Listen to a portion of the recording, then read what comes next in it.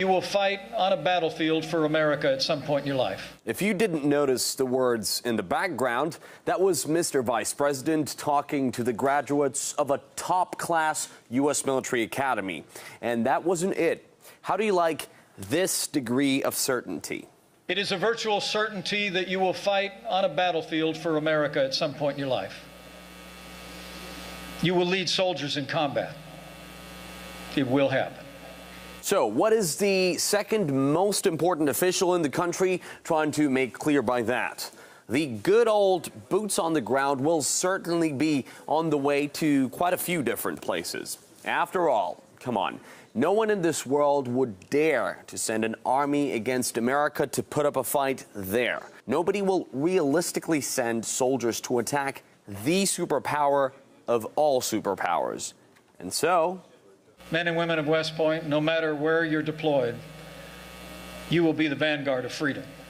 Here they are, the future ambassadors of freedom. You look at their faces and, frankly, it doesn't seem they're in raptures over what Mr. Pence is saying. But let's hear where in the world we might expect to see a boost in freedom in the days to come.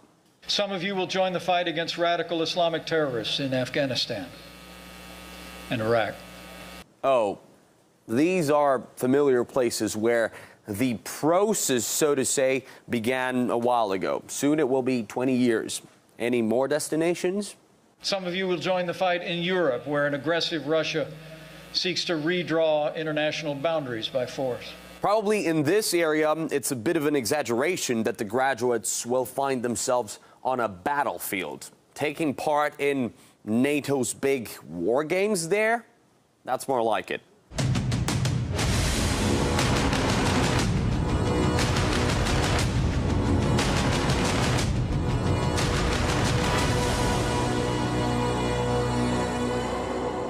Well, at least for now, it's only been in the form of drills. For now. And finally, the most curious part. And some of you may even be called upon to serve in this hemisphere. It won't be rocket science for you to figure out where the boots on the ground might be marching off to next in the Western Hemisphere. Venezuela, where for the White House, it's a classic. All options are on the table. Plus, we heard from the opposition big guy there, Juan Guaido. He wouldn't mind at all.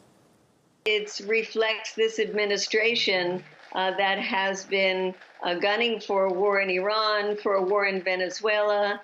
It seems to think that the U.S. is allowed to do regime change in other countries and take other countries' resources.